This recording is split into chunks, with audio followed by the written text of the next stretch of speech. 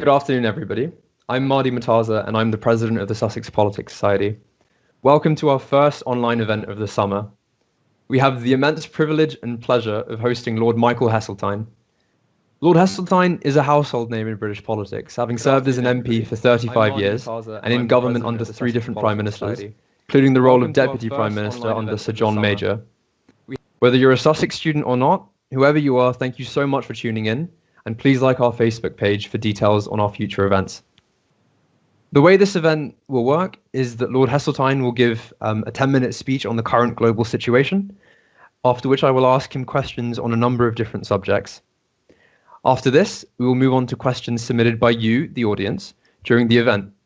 If you wish to ask a question, please submit them in the comments section on the live stream feed. We're suffering from a couple of different internet difficulties at the moment, so if at any point I do freeze up, it'll only be very brief, and then it should return back to normal. But thank you very much for being patient with us. Apologies for the delay. And without further ado, Lord Heseltine, welcome to the Politics Society.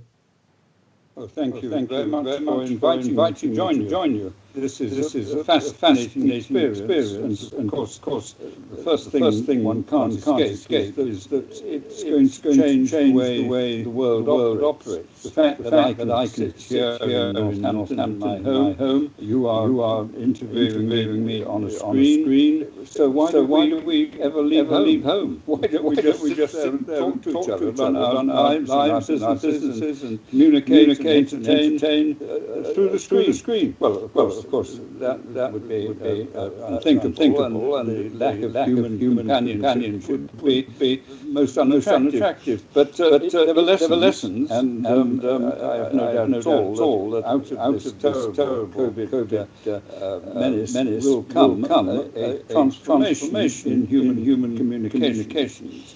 But go back to your first question. Where are we? Well, there's no doubt at all that in my memory there is no precedent for the appalling threats and danger of disruption that this epidemic is causing and is going to cause, because we're not by any means out of the danger zone yet. I suppose that there were many ways you could look at, and my particular interest is how the government in this country is coping with two issues. First of all, the health threat. Secondly, the very substantial dangers that follow the economy, people's jobs, livelihood. I'm in something of a dilemma over the health issues. I say to myself, what experience have I got?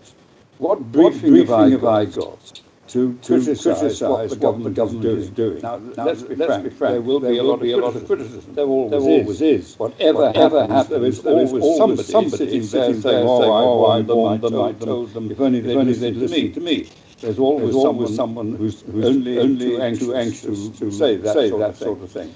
But being responsible, I see our facing unprecedented choices, very difficult ones. Balanced choices, often that affect human life one way or another. You may make a concerted effort to stamp down on the virus, who wouldn't support that. But other patients with other forms of disease may suffer from the concentration on COVID itself.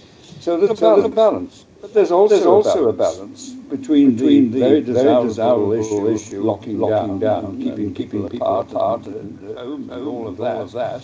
And actually the frustrations that happens for those people who can't get to work, who haven't got jobs, income suffers. So it's the most complex of decisions. And my view comes round that I want to give the government the benefit of doubt.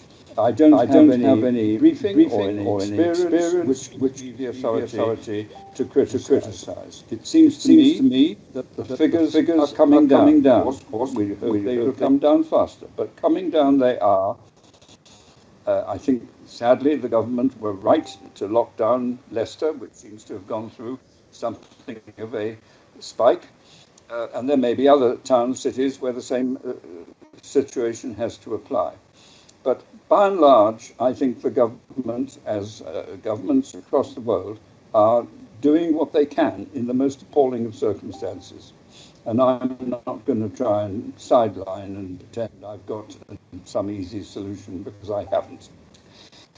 That said, there are, on the economic side, experiences that I have had which do give me, I think, some sort of status to have an opinion. History repeats itself, never perhaps in quite the same way, but the lessons are often there. And so I go back to the time when I first joined the cabinet in 1979. We faced very difficult situations, and I'm not going to try and pour blame on one group or one government or whatever it was. We were faced with very high inflation, very serious job losses. And it's happened to me that I was in a position where I became involved in inner city regeneration. And I learned some lessons very quickly. I saw horrendous dereliction in East London. I saw, after the riots in Liverpool of 1981, what had gone wrong in our great cities. And what had gone wrong, in my view, was that Britain was very over-centralized in the way it was governed. At the local level, at the city level, there frankly was no one in charge. No one with the power to coordinate a response and take the necessary decisions. Everybody knew what was wrong. Everybody blamed somebody else. It was always them. And so I've spent a lot of my life trying to create the agencies that devolve power to local people and create meaningful agencies for local action. It's not a very complicated idea. If you live somewhere, if you are in charge of a major conurbation, you know much more about the problems you've got there, but you also know much more about the strengths and opportunities if you were given the opportunity to develop them. So building communities and partnerships of local expertise, to me, is a very important part of what the government should be doing in order to regalvanize the economy. And it's no accident that the model that I believe in, frankly, is the model which is commonplace in virtually every advanced industrial economy.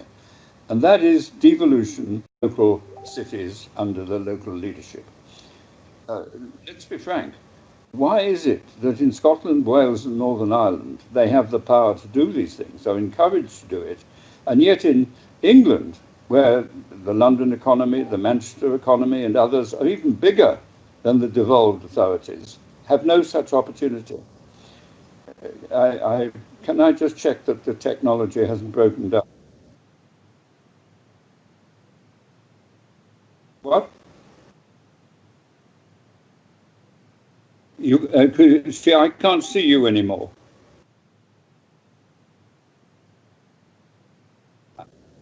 So I can keep going. I can keep going. Right. So we've seen over recent months, in my view, a hesitancy to devolve responsibility and partnership to local communities. I had hoped that the Prime Minister's speech yesterday in Dudley would have changed that. He's made commitments in the election. He said he would level up the powers of the mayors. But yesterday, as I see it, there was hardly any reference to devolution or the mayors or local opportunities. It was the thing that, frankly, every government has done, in my experience, when facing rising unemployment. They go to their specialist Whitehall departments, they produce packaged public money designed to create jobs in the construction industry. I've seen it happen decade after decade, government after government. And whilst it may well be that it produces some desirable results, of course, repairing hospitals or schools, building some bypasses, these things can be valuable to local communities. But it cannot seriously pretend that they add up to a coherent answer to the twin challenges of Brexit and COVID. And so I think the government is missing an opportunity, and I'm sad about that, as they seek to reactivate the economy upon which our livelihoods depend.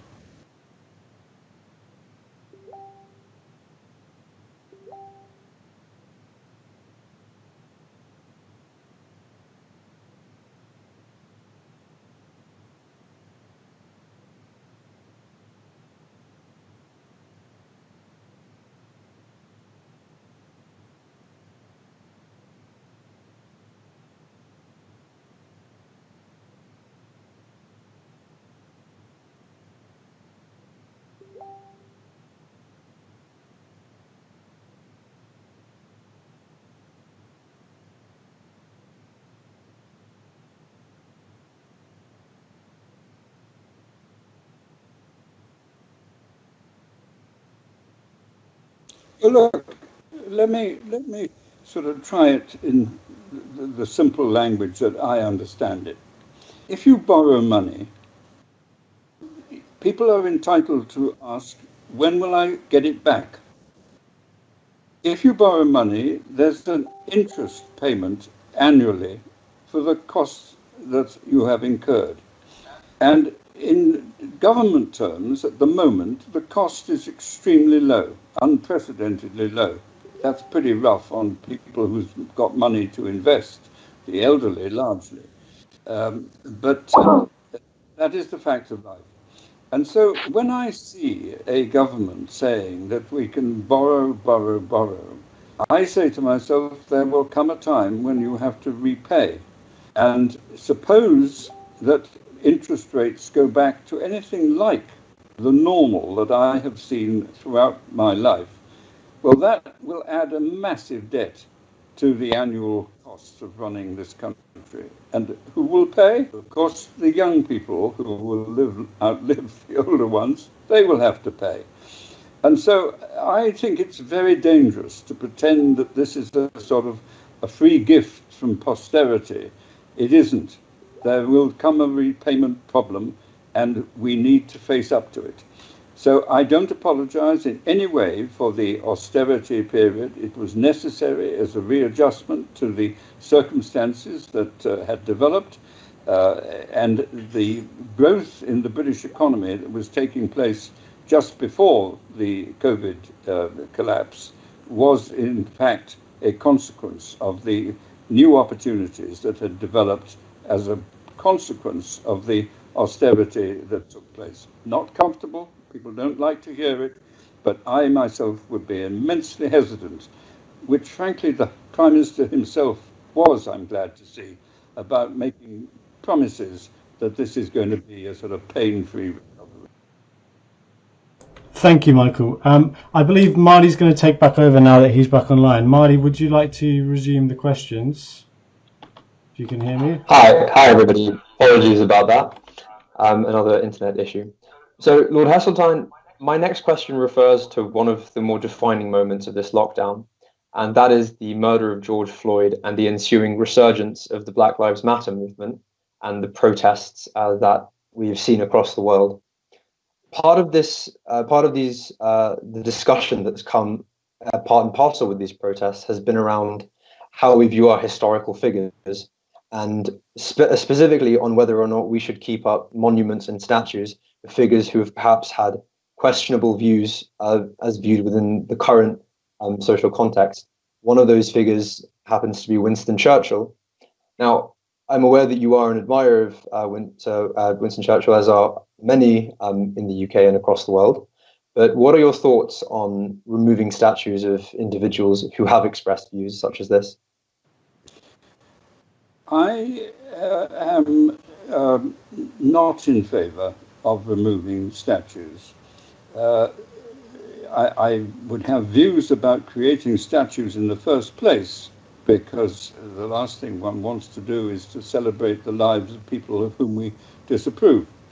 And I hope my political record makes clear that my commitment to the abolition or prevention of prejudice based on colour, class or creed is testimony to the genuineness of my convictions. I was the first Conservative to attack Enoch Powell in 1968, and I defied my party whip when I first got into the House of Commons over race relations where I was not prepared to follow the Conservative line at the time. I voted for the Kenyan Asians in the early period of my parliamentary career, and I made a speech to the Conservative Party conference after the riots of 1981.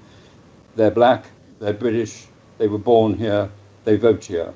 So I have no apologies to make about my convictions, but what I am hesitant about, indeed I think probably more than hesitant, that taking a sort of retrospective look at history is a pretty difficult set of judgments to employ.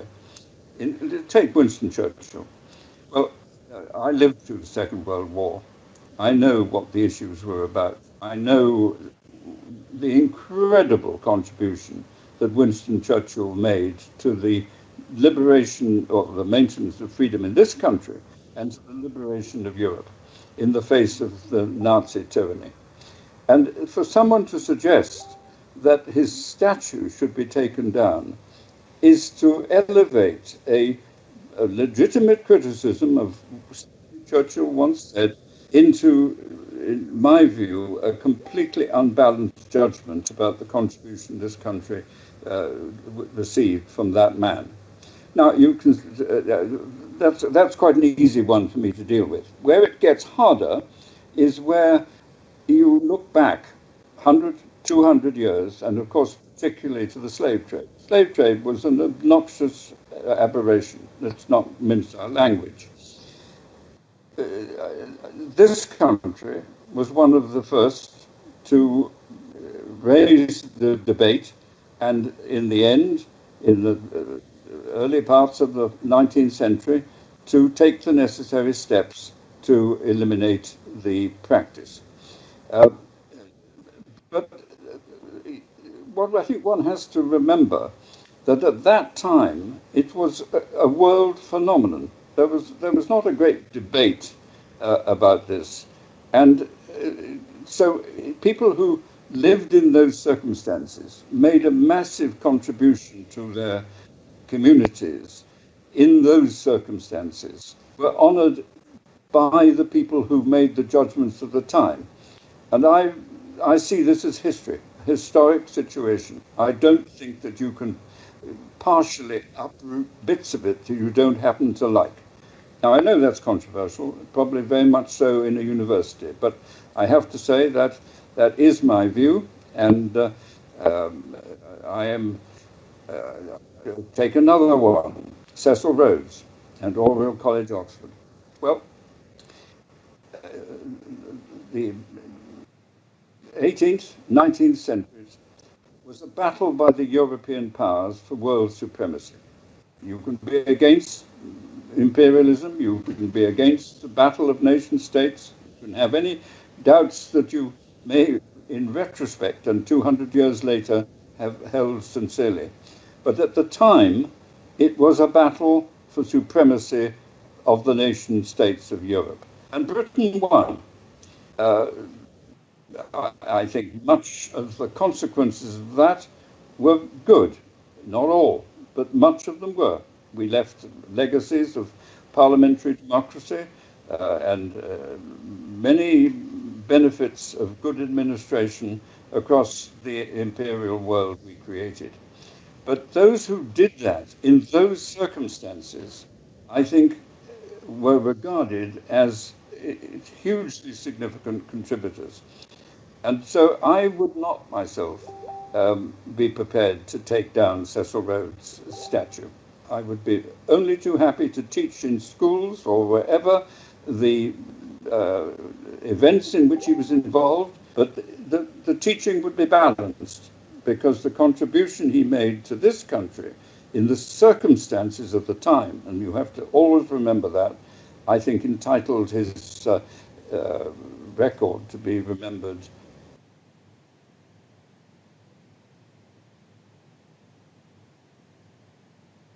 Right. Thank you very much, Lord Heseltine. So my next question will refer back to something you briefly touched on, which was your decision to vote against the government's, rather against your party's three-line whip on the racial discrimination in the employment bill in 1968, I believe it was. Throughout your career, there have been instances of rebellion, perhaps you could call it, if you were to use such a strong word, against your party, including the mace incident, where you picked up the mace in the middle of the debate. And I was wondering if you could briefly touch on that story. Well, there were two very different issues. The issue of the race relations legislation in the late 1960s was a proposal by the then Labour government to legislate to make it illegal to practice discrimination on grounds of colour, class or creed. In my early commercial experience, I had been involved in two forms of activity. One, I ran a small hotel in Bayswater. Secondly, I ran an employment agency which distributed details of qualified men and women to employers. They sent in their requests, a sort of specification of what they wanted from people, and we sent them the biographical details. And so I knew what was going on. Take the hotel. We were full, very, very nice thing to be on one particular occasion, and the black guy turned up, and I said, I'm terribly sorry, we've got no rooms, but I know up the road they have vacancies. And so I rang the hotel up the road, and I said, I've got a guy here who needs a room. Have you got anything spare? He said, yes. I said, okay, I'll bring him up. He was only 100 yards away. When we got there, the door was opened and said, I'm awfully sorry, we're full, and the door was closed. And that was utterly intolerable. In terms of the employment, we used to get specifications from companies, well-known companies, and across them were the words no coloured. That was intolerable. And so when the Labour Party in government proposed that there should be the legislation against this practice, and my party was going to oppose the legislation. Well, I couldn't do that. So I defied the Tory whip. Now, the good thing about the Tory position is 3 weeks later they changed their minds and the legislation went through unopposed. So that was the, now you asked me about the Westland affair. That was a quite different situation. That was where the government of the day, a Labour government, had a knife-edge majority of one. And in the House of Commons, there is a practice which everybody knows about. It's a practice of honour, where if one side has got someone who's seriously ill or has to be away for whatever reason, they can pair with someone on the other side, so they neutralise the absence. And in this particular division, one of the people who was paired turned up, and the chief whip ordered him into the lobby, as a result of which they won by one vote. Whereupon the Labour members of Parliament came back into the chamber, stood on the benches of their government benches, sang the red flag, and they had cheated because they were going to lose. They would have lost if they hadn't broken the pair. So I picked up the mace. I didn't wave it. I wish there'd been television. People would have remembered the issue very clearly. I picked up the mace and I offered it to the Labour benches. I said, you have broken the conduct of the House. You better have the authority as well. And then I put it back down again. I have a cartoon which appeared on the front pages of the Sunday Times, portraying me as the hero of the people.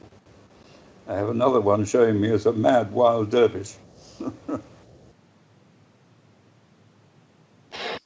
That's a fantastic story. Thank you very much, Lord Heseltine, and one that's quite close to many of us at Sussex, because one of our own local MPs, Lloyd Russell Moyle, recently did something similar in picking up the mace in Parliament.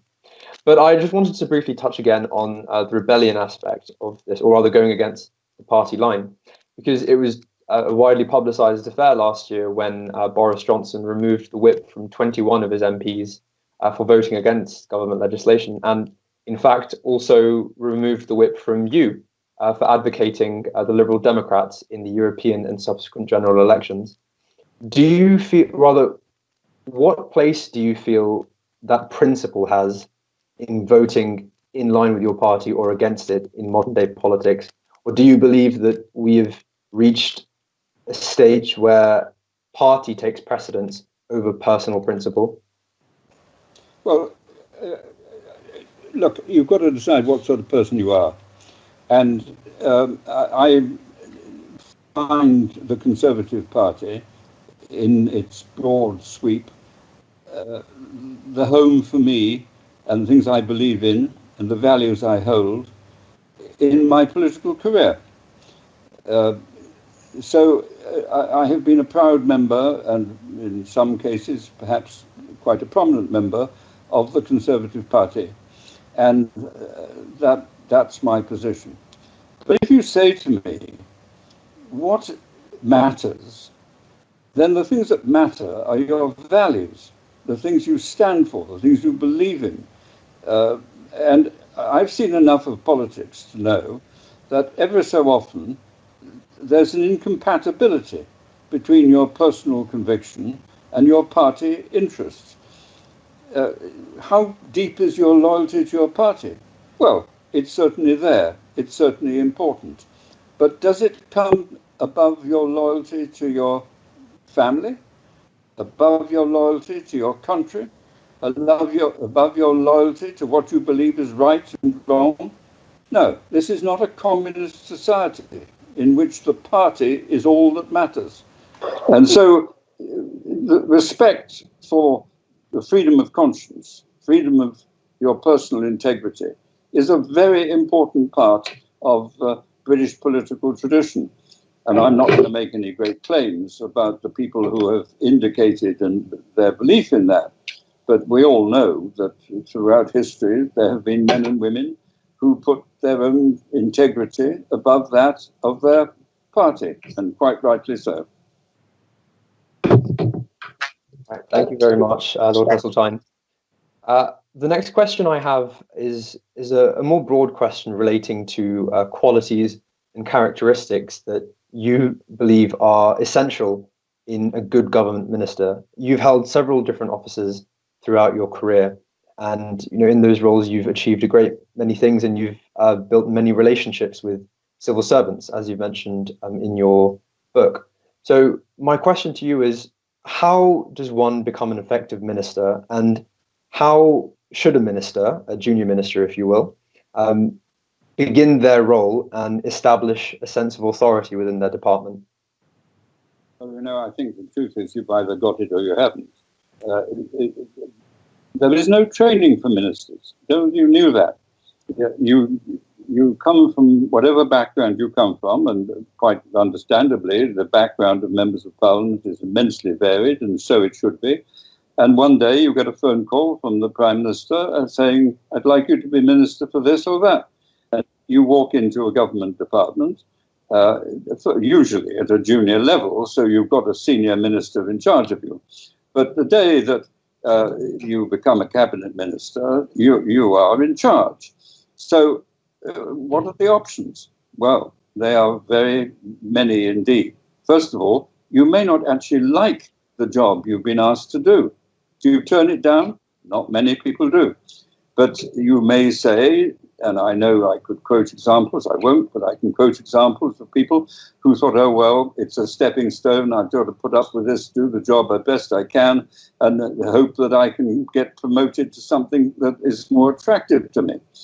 You might have deeply held convictions about the particular subject based on no experience at all of that subject.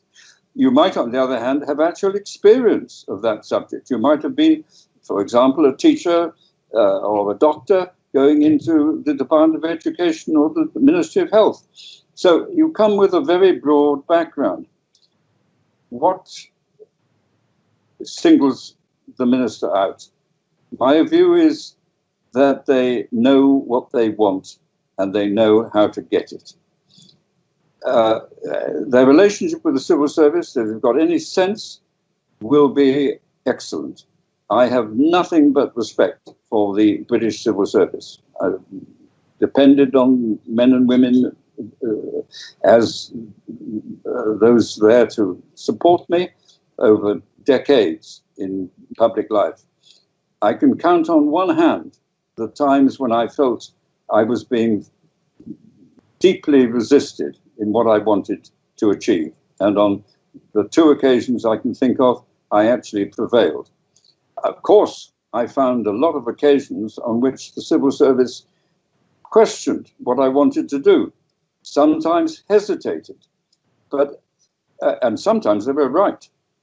But if I made up my mind to do something, and they knew I'd made up my mind, then they carried it out. And I could quote endless examples of the most remarkable things that they achieved when I had set the task clearly before them.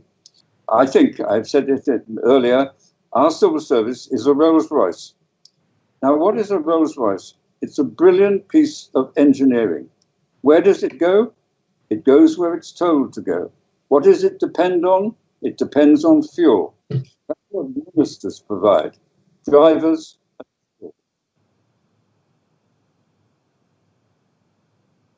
Thank you very much, Lord Heseltine. One of the reasons why I wanted to ask that question was something that you wrote in your memoir, that a junior minister on his first day should try and make himself a nuisance.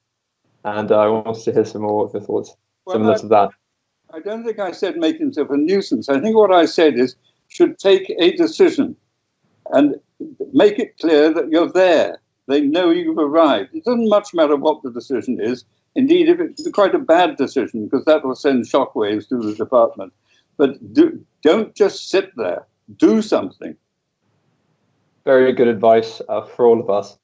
Now, my next question relates to perhaps the instance which arguably you are most famous for, and that was after the Westland affair and in 1990, and your when you left the cabinet, and the leadership challenge that you issued to Mrs. Thatcher in 1990. And as a result of that, and which ultimately the consequence of which was her resignation. And as a result of that, many have associated you with the fall of Mrs. Thatcher, and seem to be, and are under the impression that there was no positive relationship there with you. But I think what a lot of people perhaps don't realize is that you had a very long and prosperous working relationship before that, going back quite a while. And there were many successes which you two shared. So I was wondering if you could briefly touch on your relationship with Mrs. Thatcher. Yes, it is interesting, and of course it's so easy to polarize it based on my resignation, but that is a misleading situation. I first worked for Margaret when she became Shadow Minister of Transport, which would have been in the late 60s. And we didn't get on particularly well. She was a very outspoken and opinionated person, and she seemed quite happy to sort of alienate the pressure groups in the transport industry, which I was rather keen on sucking up to because I wanted their votes for the Tories in the ensuing general election. Margaret doesn't seem to take that much into account. Anyway, so it wasn't the happiest of experience, but it was, we were not friends, we were colleagues in a government. But our ways parted at that stage because she went off to join the cabinet and I became a junior minister in transport. Our next interrelationship would have been when she became leader of the party. I didn't vote for her, I voted for Willie Whitelaw. But Margaret then became leader of the party, and I was a member of the shadow cabinet. Margaret was not, the easy word is interventionist. I believe in a close relationship with industry and the wealth creating system and governments. She doesn't. And so there's no doubt she was going to sack me. But fortunately for me, the day she was going to sack me, someone pointed out to her that afternoon I was going to address an audience of hundreds of small businessmen with her at the same time, and I was then going to open for the government, the opposition, in defense of, in opposing a Labour government principal piece of legislation. So she didn't sack me that time. And unfortunately for her, a few months later, I made one of those party conference speeches, which gave me a certain locus in the Conservative Party, and it was very difficult to sack me. So she had to move me to be Environment Secretary. When she became Prime Minister, she made me the Environment Secretary. And for 3 years, a job I loved, I was her blue-eyed boy. I ran the department down faster than any other minister. I got rid of more quangos even than Sir Keith Joseph. And I sold the council houses. So she told somebody, it's on the public record, that she thought I was her natural successor.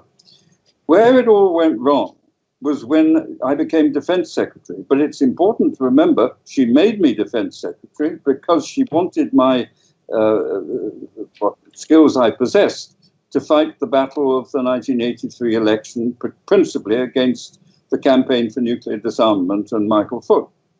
We won that election, but underlying the relationship was Europe. And Margaret and I were poles apart on the European issue. I won't go into the details now, it's all pretty well tabled, but in the end, she tried to curtail my rights as a cabinet minister, to have my case heard, and that I would not tolerate. I left.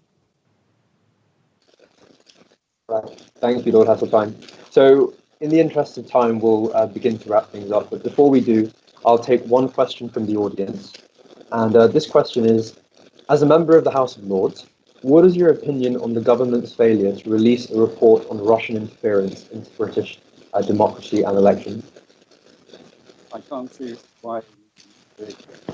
Sorry, the question is, as a member of the House of Lords, what is your opinion on the government's failure to release a report on Russian interference in British democracy? I can't see why reports of that sort cannot be released.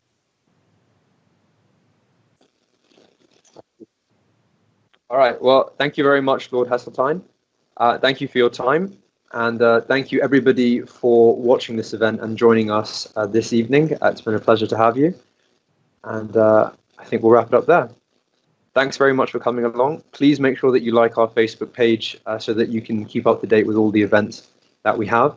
And I think we can all thank Lord Heseltine very much for taking the time to speak to us and give us his insight on his illustrious career and the British political system. Thank you very much. Thank you very much.